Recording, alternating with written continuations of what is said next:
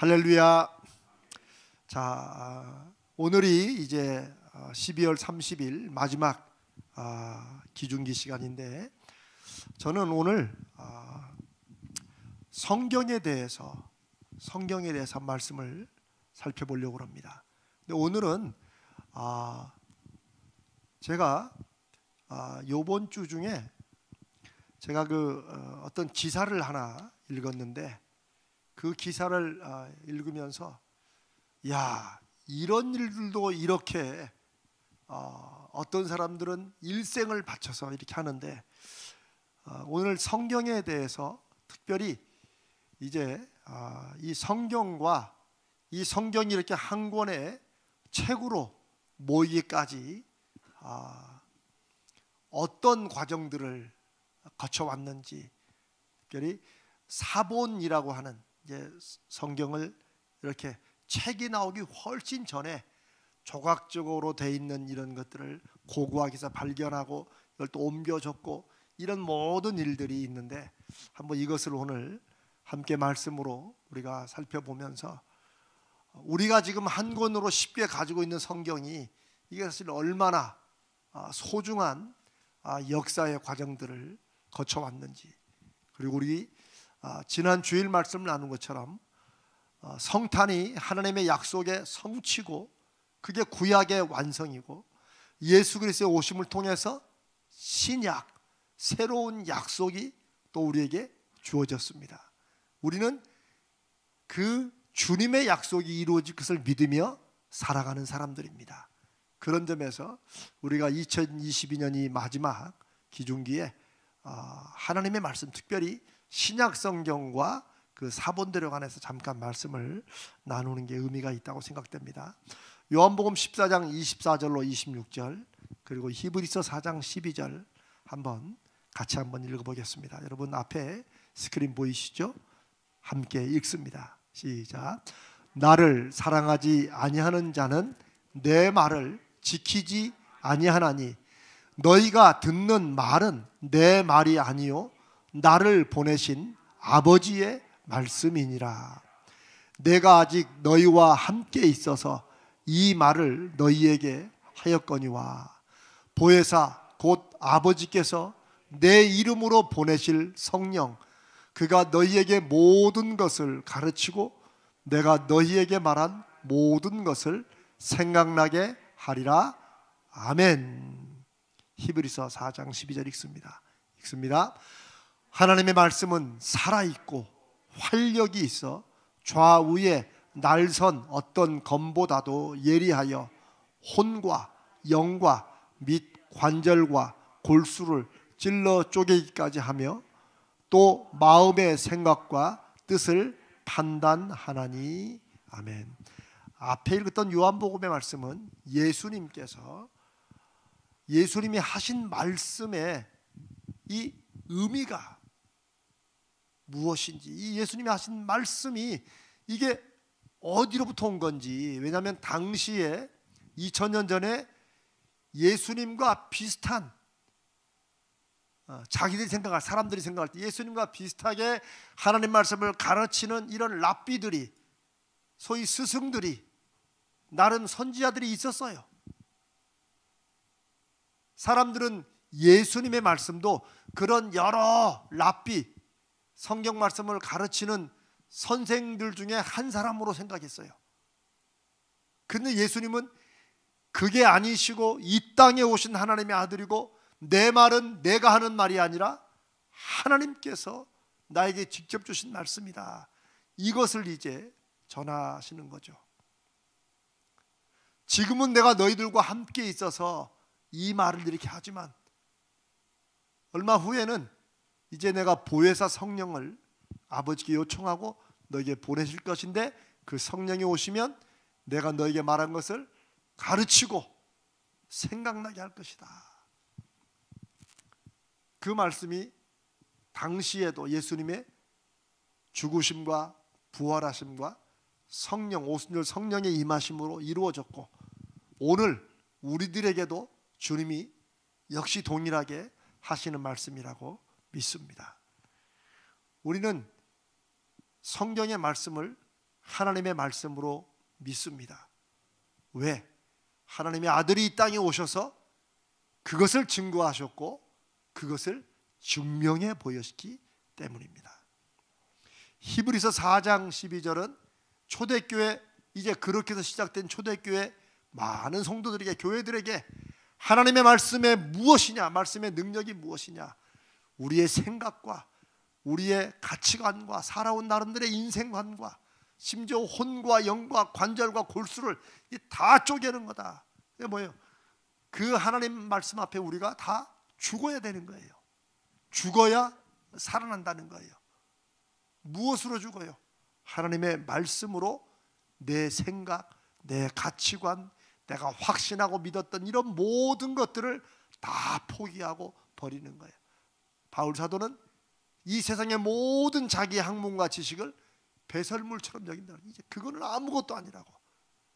이게 이제 이 기독교의 아주 중요한, 우리는 왜 성경 말씀, 하나님의 말씀, 여기에 우리 믿음의 가장 중요한 기초를 그 위에 두고 우리는 왜 이렇게 모일 때 계속 하나님의 말씀을 설교라는 걸 통해서 나누는가 하는 중요하고 유일한 이유가 됩니다. 왜?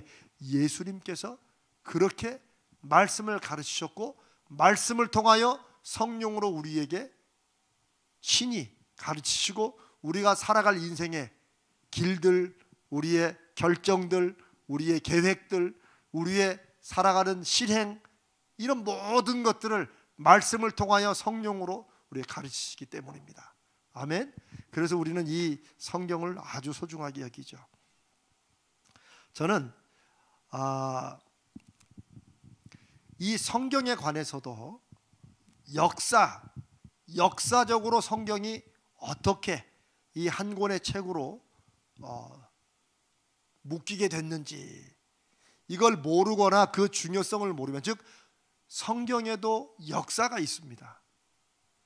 이것을 여러분들이 조금 아셔야 돼요. 그걸 알아야 우리가 지금 살고 갖고 누리고 있는 이 모든 것이 얼마나 소중한지를 알게 됩니다.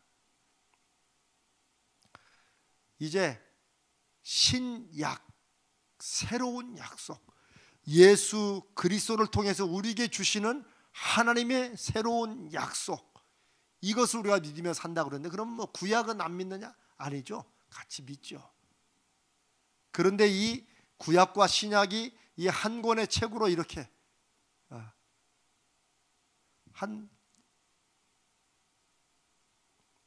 우리로 따지면 한 100년 전만 해도, 그리고 성경의 역사로 따지면 한 300~400년 전만 해도 성경이 이렇게 한 권으로 모일 것이라고는 생각하지 못했을 것입니다. 이 성경이 각 집마다 몇 권씩 있어서 이제는 뭐 너무나도 편하고 또 흔하고, 그래서 이렇게 한 권으로 되는 성경으로 우리에게 들어오기까지 얼마만큼의 수고와 노력이 있는지 우리가 잘 생각을 안 할 때가 있습니다. 그래서 오늘은 이 2022년 마지막 기중기에 제가 무엇을 가지고 말씀을 나누고 기도할지를 제가 얼마나 고민했겠어요. 그런데 지난 성탄의 말씀에 이어서 우리가 내년에도 역시 주의 약속의 말씀이 어떻게 이루어지는지를 우리가 더 기대하고 내 삶에서 그것의 표적들을 구하며 확인하며 살아가자 하는 말씀에서 오늘 마지막 기중기에 이 성경의 역사에 대해서 살펴보고, 이렇게 한 권의 성경으로 우리가 갖게 된 이 약속의 책, 이것의 소중한 마음을 갖고 이 말씀을 의지하며 우리가 새롭게 결단하고 기도하는 시간이 되기를 바랍니다. 자, 먼저 사진을 한 장 보겠습니다. 보이세요? 네, 그냥 뭐 자세히 안 보이지만 저 뭐예요? 비석이죠, 비석.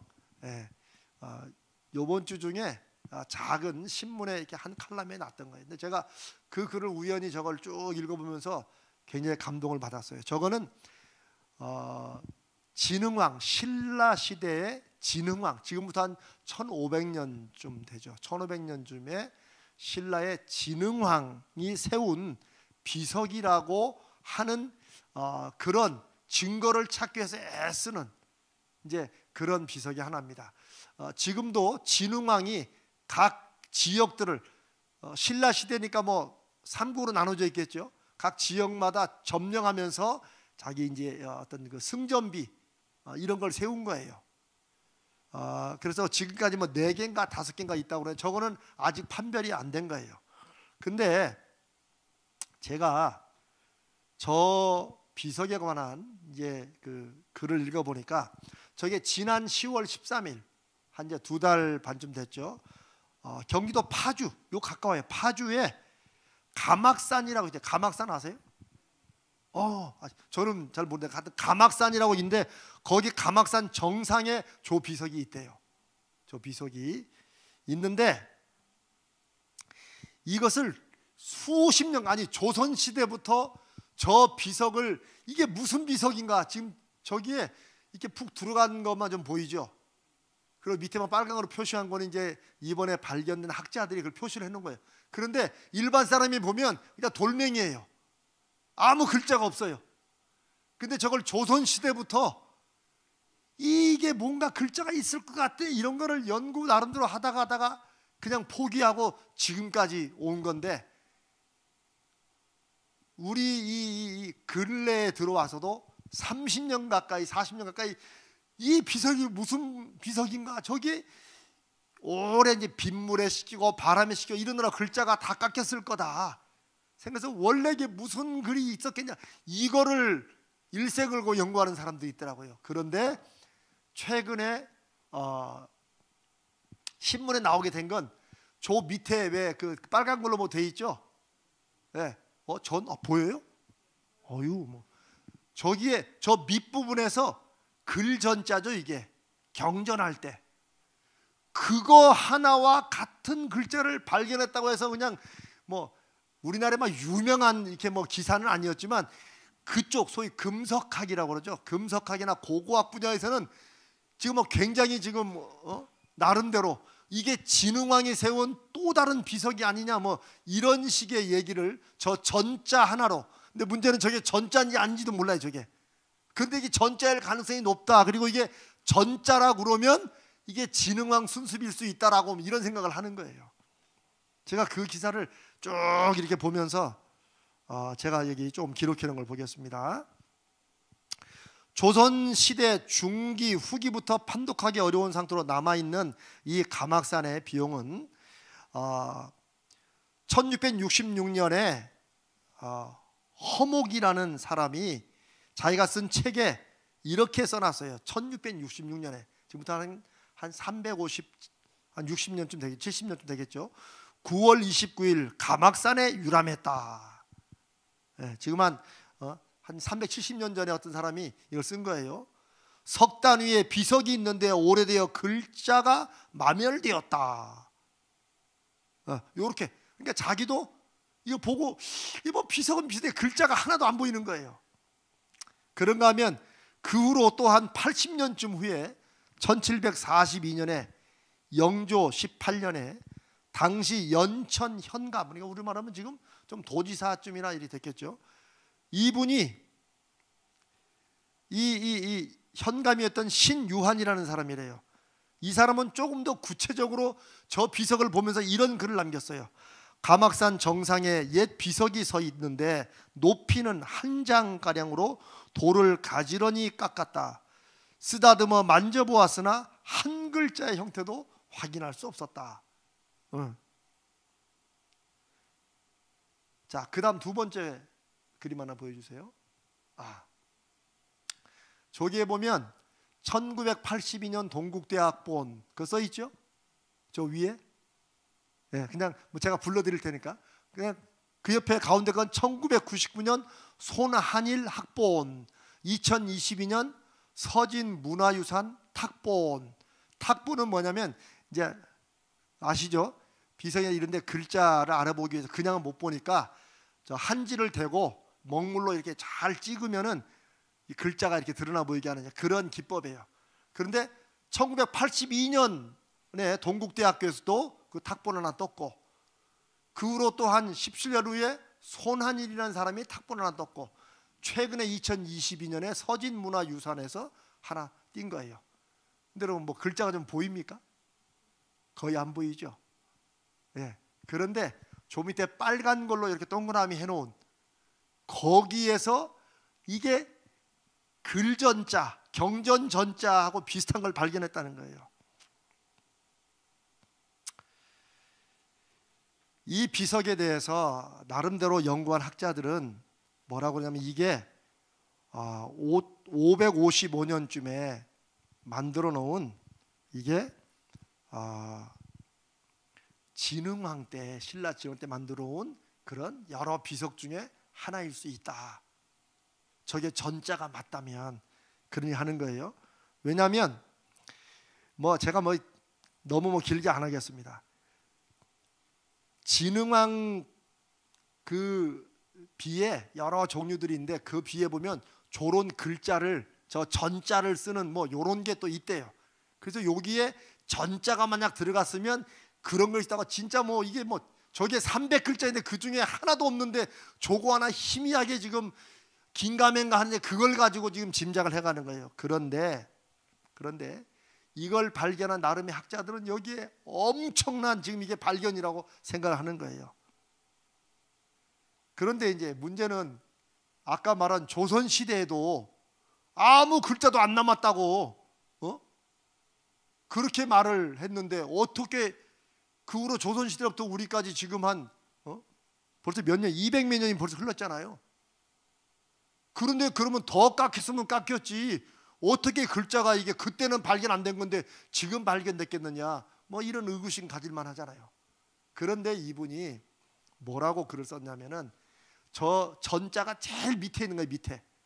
밑에 있는데 원래 밑에 있는 것은 빗물이 치면 아래 단에 빗물이 쳐가지고 다른 윗부분보다도 더 빨리 마모가 된다는 거예요.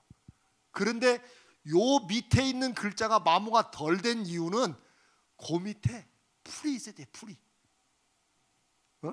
풀포기가 이렇게 있어가지고 정말 이분들이 이런 것에 자기 인생을 걸고 연구한 학자들한테는 이 풀포기가 지난 몇백 년 동안 더 깎였을 것을 이걸 막아가지고 그나마 빗물을 그나마 더 막아가지고 제일 먼저 닳아 없어질 글자가 조금 더 선명하게 남아있을 수 있다라고 이렇게 해서 그 글자를 전자 비슷하게 찍어낸 거예요. 한번 그 다음 장면 한번 볼까요?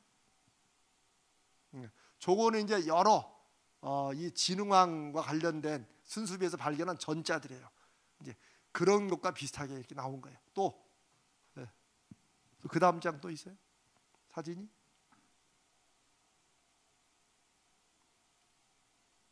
아니고 앞으로. 자, 이 풀포기 하나가 어떻게 가려가지고 밑에서 발견된 요 전자 하나가 어떤 사람들은 가슴 설레는 수백 년 동안에 발견하지 못했던 그 글자 하나를 그나마도 한 60%가 전자 비슷하고 나머지는 아닐 수도 있다고. 다른 사람들은 이거 아니라고 해요 또. 근데 이들은 이게 전자일 확률이 높고 전자라면은 이게 진흥왕이 세운 또 다른 정복비, 순수비라고 그러죠. 그런 비석일 수 있다 이러면서 막 나름대로 흥분을 하는 거예요. 자, 그럼 여러분 제가 왜 이걸 이렇게 얘기를 하겠어요? 신라 시대 진흥왕 비석이 중요해서는 아니겠죠. 다만 그냥 누가 심심풀이로 여기 아이고 이거 전자인 이게 아니거든요. 저분들에게는 이게 아까 1800 몇 년부터 1900 몇 년부터 최소한 한 4, 50년 동안 근세에도 여러 번 탁본을 떠가지고 무슨 글자인지 알려고 하는 누군가들이 있었다는 거예요. 대학도 있고 단체도 있고 개인도 있었다는 거예요. 우리는 전혀 몰랐잖아요 그거. 그리고 여러분 아닌 말로 2022년 이 마지막 이 나름대로 의미 있는 이 기중기에 진흥왕 순수비로 발견된 들 뭔데 우리에게 무슨 큰 뭐가 있겠어요? 그런데 누군가는 사람들이 딱 이거 전자네라고 하지도 않을 한 60% 70% 그럴 수 있고 아닐 수도 있는 이 글자 하나를 풀포기가 가려가지고 이게 남아있다는 그것에 막 이 희열을 느끼면서 이렇게 하는 사람들이 있다는 거예요. 이제 이런 것을 금석학이라고도 하고, 글자의 모양이나 이런 걸 찾는 학문, 혹은 저런 오래된 것을 발견하는 것을 이제 보통은 고고학이라고도 하죠.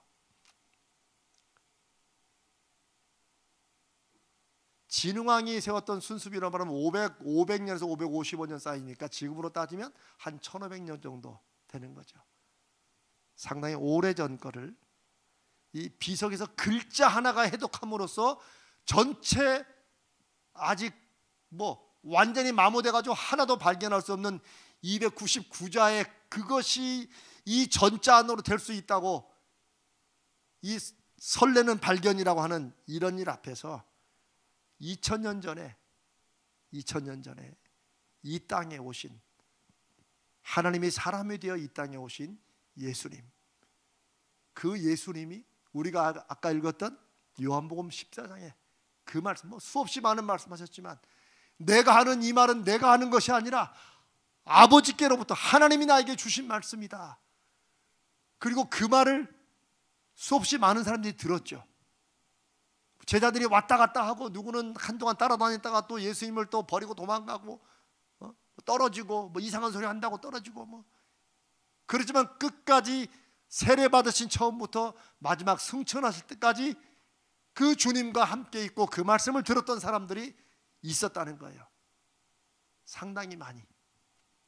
그리고 그들이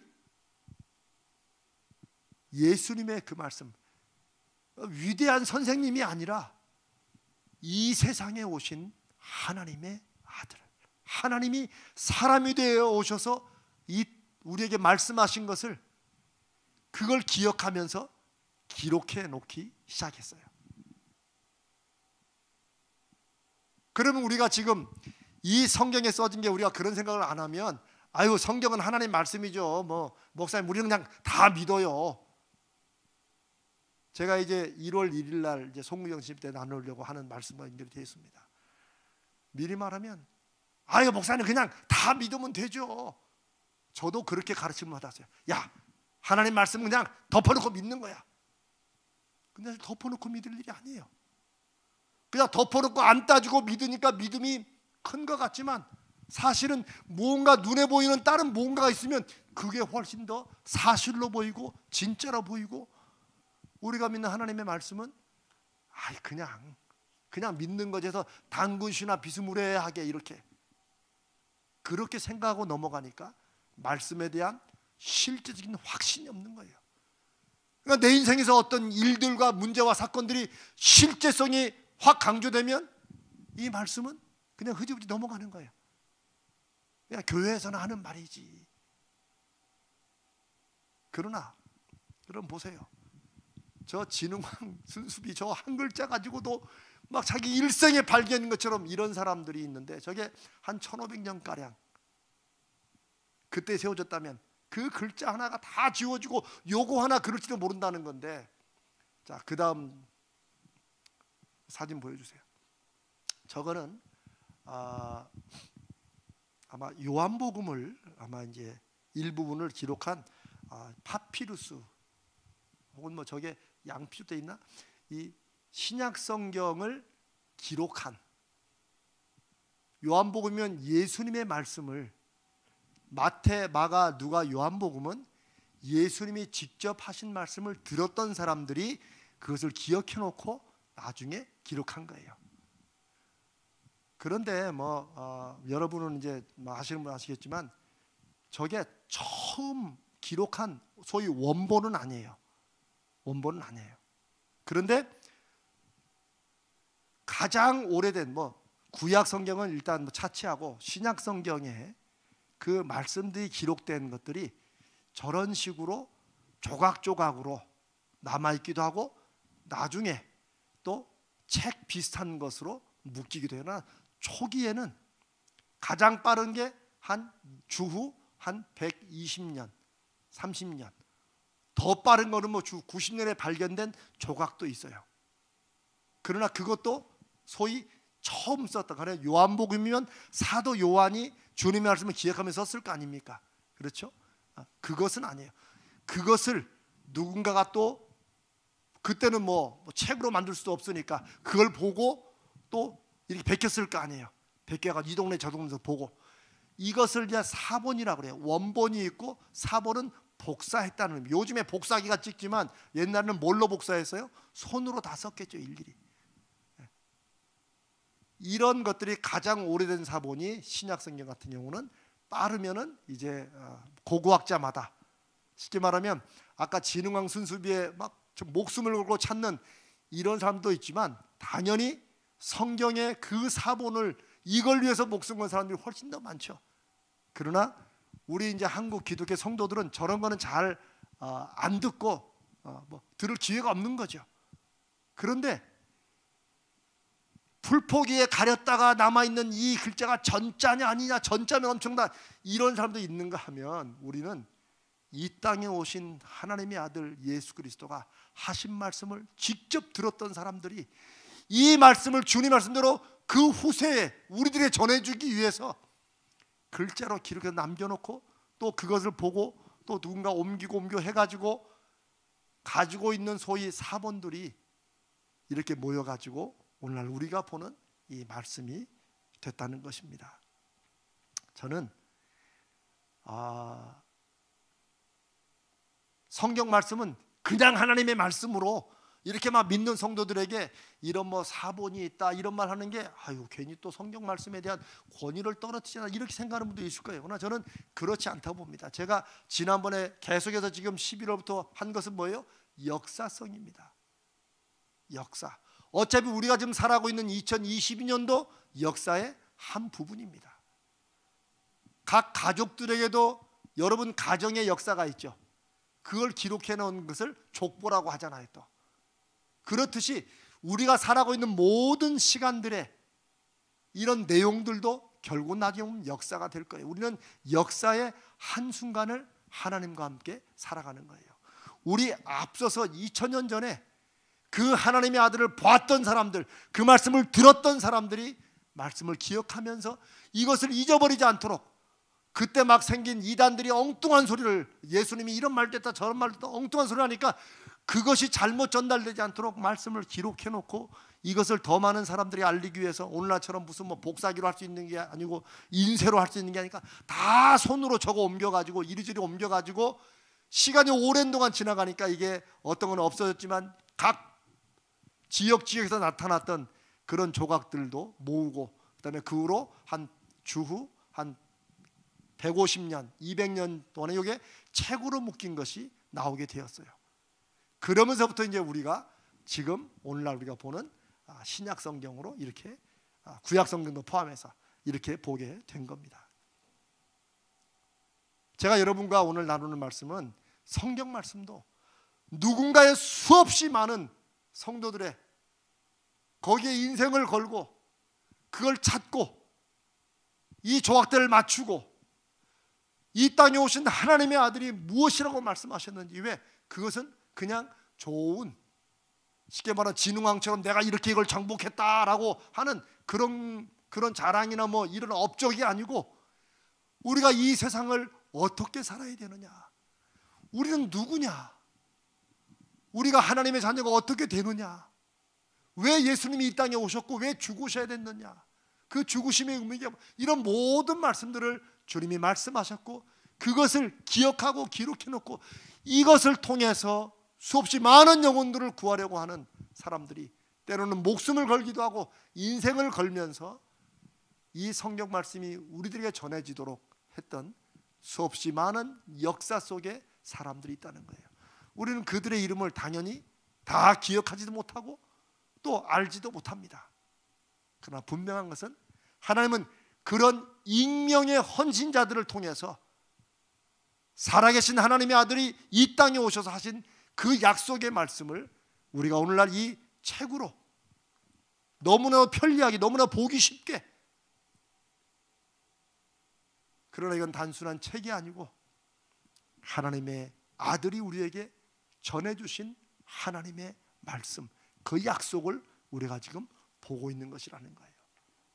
그런 면에서는 555년 근방에 세웠던 진흥왕 순수비가 맞느냐 안 맞느냐, 이것도 의미 있고 중요한 일이라면 이 땅에 오신 하나님의 아들이 하나님이 하신 그 말씀을 듣고 기록했던 그 말씀의 조각들과 그 내용들이 우리에게 어떻게 해서 전해졌으며 이렇게 왔는가를 아는 것은 우리의 신앙에 너무나도 중요하고 의미 있는 것이라는 거예요. 믿음은 덮어놓고 믿는 게 아닙니다. 믿음은 이게 정말 그런가라고 좀 물어보기도 해야 돼요. 제가 오늘 이 성경에 대해서, 사본에 대해서 이렇게 말씀을 드리는 것도 여러분에게 이 성경에 이런 역사적인 내용들과 역사적인 사건들과 역사적으로 수고한 사람들의 희생과 헌신이 있다는 사실이에요. 성경은 형태적으로 처음에는 두루마리냐 양피지죠, 양피지. 양이나 송아지의 그 부드러운 가죽에다가 이걸 펴가지고 거기에 이제 이렇게 뭐 요즘 같은 잉크는 아니지만 핏물로 쓰기도 하고 이렇게 해가지고 기록된 게 양피지로 기록된 건데, 이거는 두루마리예요. 그래서 가령 이사에서 두루마리는 얼마나 큰지 이사의 1장부터 50장으로 다시 가려면 이거를 그냥 몇 시간 돌려야 될 거 아닙니까? 그거 찾기도 힘들고. 그래서 처음에 두루마리 형태에서 그 다음에는 이제 저런 이 파피루스라는 것은 갈대. 이 이집트의 갈대는 좀 굵어가지고 우리나라 대나무보다는 좀 부드럽고, 그걸 이렇게 속을 쪼개가지고 그 안을 이렇게 쭉 펴가지고 중국에도 이런 파피루스로 만든 그런 고대 문헌들이 있습니다. 그래서 신약 성경은 주로 파피루스에 이런 갈대 속에 갈대를 쭉 펴가지고 끈으로 엮어가지고 책처럼 만들어서 쓴 게 많았습니다. 그러다가 이제 점점 더 그나마 더 기술이 발달해서 코덱스라고 하는 책 형태로 오늘날 묶인, 그러나 책 형태로 묶이긴 했지만 종이가 좀 발달하긴 했지만 다 찍어내는 게 아니고 손으로 다 쓴 그런 것이 이제 주후 2세기부터 한 120년, 130년 요때부터 이게 발전이 되기 시작합니다. 그러니까 오늘날 책과 가장 비슷한 것이라고 할 수 있겠죠. 이런 사본들이 이제 여러 가지가 있는데, 뭐 주로 여러분 우리가 왜 영어로 성경을 바이블이라고 부르죠? 영어로 바이블인데, 이 바이블이라는 말이 사실은 헬라어 비블로스라는 여기에서 바이블이라는 이름으로 이렇게 따온 거예요. 근데 이 비블로스는 갈대의 속, 그걸 말하는 거예요. 그러니까 우리가 바이블이다라고 하는 것은 쉽게 말하면 갈대로 만든 갈대책이다, 뭐 이렇게 생각하시면 돼요.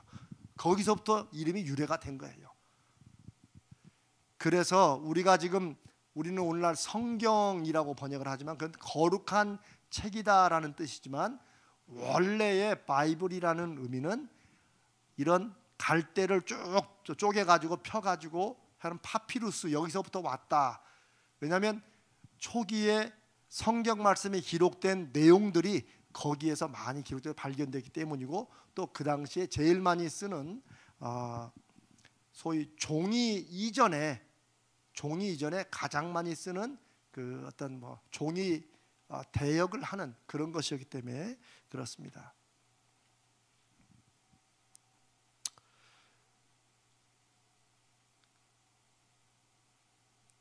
그 다음에 또 그 다음 장면 좀 한번 보여주시겠어요? 사진을. 예, 저게 코덱스 형식으로, 책 형식으로 저렇게 묶여. 저건 좀 많이 있죠, 글자가. 이렇게 해가지고 책이란 또 상당히 두껍죠. 그래서 이렇게 해가지고 이제 발전된, 저거는 다 손으로 쓴 겁니다. 손으로. 그럼 언제부터 활자 인쇄가 발견됐어요? 구텐베르크라는 사람이 금속 활자를 발견하면서부터 한 16세기, 그러니까 1500년, 1400년 그때까지는 거의 인쇄술이 발달이 안 해가지고 기본적인 건 썼지만은 책자로 찍어낼 정도는 아니고 다 손으로 쓰는 것이 많이 유행했다고 할 수 있습니다. 자, 또 그 다음 장면 한번 볼까요? 네, 저것도 이제 코데스 형식으로 지금 다 저게 성경 말씀이 기록된 헬라어 사본들입니다. 헬라어로 쓰여진 하나님의 말씀. 저게 다 손으로 움직인 거예요. 손으로 쓴 거죠. 그 다음 또 볼까요? 예. 그러니까 지금 이렇게 한 장면 한 장면 보여주지만 누군가는 저걸 발견해 가지고 저거를 번역하고 해석하고 또 저게 지금 뭐 한 번에 쉽게 말하면 신약성경 말하면 마태복음부터 요한계시록 한 번에 쫙 발견되는 게 아니에요. 어디는 뭐 아까 처음 보였던 이거는 뭐 요한복음 4장부터 몇 절까지만 있고 그러면 나머지 어디 갔어요? 이거를 각 지역마다 또 발견되면 찾아가지고 묻고 엮고 이렇게 해서 모인 것도 있는데 창세기부터 요한계시록까지를 다 찾으려면 얼마나 오래 걸리겠어요? 그런데 그 조각조각 사본들이 전체로 다 있지는 않더라도 제가 그 뒤에 한 120년, 30년부터 책자로 묶인 게 있다고 그랬죠. 근데 요거는 그나마도 보존 형태가 좋아요. 그래서 이거는 구약 성경이 많이 돼 있고 신약 성경도 몇 부분 빼고는 다 발견된 것들이 여기저기서 이제 고고학적으로 찾아지기도 합니다. 그러면 이것과 파피루스 이거 조각조각 무슨 관련이 있느냐? 저거는 좀 후반대 거고 그 앞에 있는 것들과 이 비교를 하는 거죠. 그래가지고 이 말씀이 또 여기에도 있고 이렇게 해가지고 오늘날 이제 이 사본학자들은 무슨 얘기를 하냐면 전 세계에서 저렇게 조각으로 여러분 이집트에 보면은 이게 무슨 뭐 기와장에도 뭐 써 있고 막 그렇다고 그러죠. 이런 식의 모든 것들을 다 금속학이든지 파피루스 다 모아도 성경 말씀이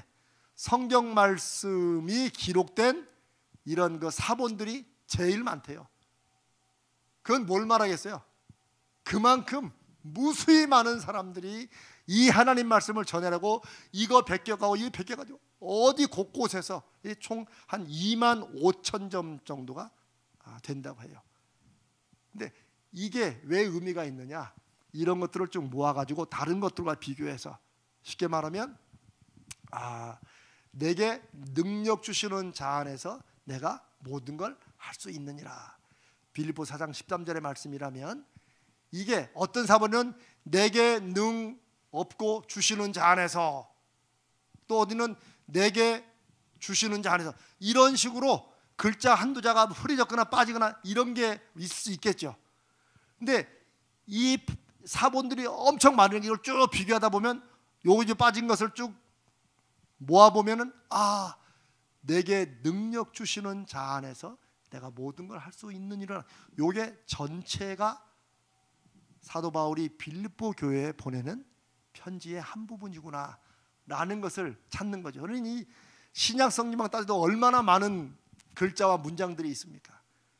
이거 하나하나 조각들이 발견되고 그 다음에 어떤 분이 없을 때 이 빠진 부분을 올바르게 찾기 위해서 얼마나 많은 사람들이 그 2000년 가까운 세월 동안에 애쓰고 기도하면서 찾아서 메꿨겠어요. 우리가 여기 지금 이 성경으로 보고 있는 이 말씀들이 그런 고고학적인 옛 물언들을 찾아가지고 연구하는 이런 사람들의 수고와 헌신을 본다면 그것만 생각해도 우리는 이 말씀들이 하나하나가 이렇게 모이기까지 얼마나 우리에게 귀한 선물이 은혜로 주어졌는가를 우리가 알 수 있습니다. 뭐 그 외 여러 가지 것들이 있지만 굳이 말씀 안 드려도 그냥 될 것 같습니다. 사랑하는 여러분,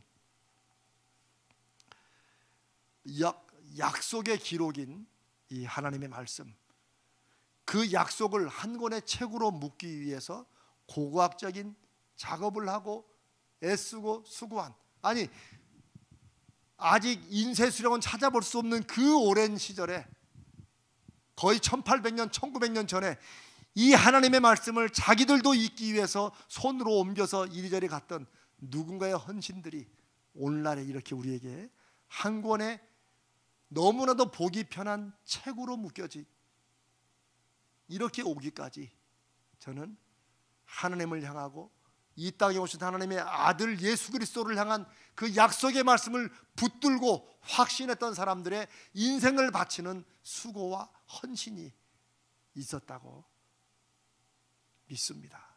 그리고 우리가, 저는 그런 면에서 이 성경 말씀을 볼 때마다 이 말씀으로도 귀하죠. 이 말씀이 이렇게 우리에게 오기까지 우리와 똑같이 한 생을 살아야 했던, 일생을 한 번밖에 못 사는 어떤 성도 누군가가 이것을 위해서 수고하고 헌신했구나. 이런 것들이 우리가 말씀을 볼 때 우리 마음속에 더 깊은 어떤 감사와 확신으로, 그러나 더 중요한 것은 그렇게 귀하게 우리에게 전해주고 있는 하나님의 말씀이 거룩한 약속이다. 약속은 뭐예요? 하나님이 반드시 지키신다고 우리에게 확인해 주신 하나님의 서약이라는 거죠. 그것을 우리가 믿고 사는 것입니다. 그게 예수 믿는 사람들이에요. 그게 우리가 신앙생활 한다는 거예요. 이 약속의 말씀이 내 삶의 구체적인 열매와 결과로 맺어지기 위해서 나는 무엇을 순종해야 되는가? 나는 어떻게 되는가? 나는 이 어려운 시간을 내가 어떻게 이겨내야 되는가? 하는 이런 모든 것들이 우리의 신앙생활의 한 부분이라는 사실입니다. 오늘 이 2022년의 이 마지막 기중기에 우리는 이 성경의 사본이라는 고고학을 통해서 우리에게 한 권의 하나님의 말씀이 책으로 오기까지 역사하시고 일해 오신 하나님의 능력과 거룩한 손길이 지금 이 순간에도 우리와 함께하고 계시고, 우리가 그 손길을 믿고 우리의 삶을 믿음에 맞추어 그 약속에 맞추어 살아가 열매를 맺고 확인하고 확신하면 그 열매의 증거로 우리의 자손들과 우리의 후손들, 혹은 지금부터 주님이 그때까지 만약에 안 오시면 한 500년 후에, 한 1000년 후에 2022년에 그래도 저 가자지을게 북가다동 거기에 그 성도들이 이 말씀을 붙들고 이렇게 하나님의 말씀이 신실하고도 실제적으로 이루어진 것을 믿고 살았고, 그들의 믿음의 증거로 인해서 코로나 이후로 그렇게 믿음이 떨어졌던 시기에 그래도 한국교회에 새로운 믿음의 역사가 일어났다. 이런 것들이 여러분 1000년, 1500년 후에 역사의 기록으로 남는다면 우리의 삶이 얼마나 귀하고 우리의 믿음이 얼마나 값진 것입니까? 저는 그것이 우리가 무엇을 하며 살아가더라도, 우리가 직업도 다르고 하시는 일도 다르겠지만 그 모든 걸 통해서 우리가 함께 추구해야 될 것은 예수 그리스도의 증인이 되는 것입니다. 주님이 어떤 분이셨고 주님이 어떤 말씀을 하셨고 그 약속이 어떻게 이루어지는지를 우리가 듣고 배우고 확신하고 그 말씀으로 삶의 열매를 맺음으로 우리의 후손들에게 하나님의 말씀이, 그 아들의 말씀이 얼마나 사실인가를 그들도 열매로 기대하며 살아가도록, 이렇게 믿음의 거룩한 계보가 이어가도록 하는 것이 어느 시대나 우리가 지금 살고 있는 2022년도 이제 23년을 기대하는 그 하루를 앞두고 우리가 다시 한번 마음에 확인하고 확신해야 될 것이라고 믿습니다. 우리의 사명은 그 약속의 성취를 믿고 열매 맺는 것이고 그 결과를 얻는 것이라고 할 수 있겠습니다.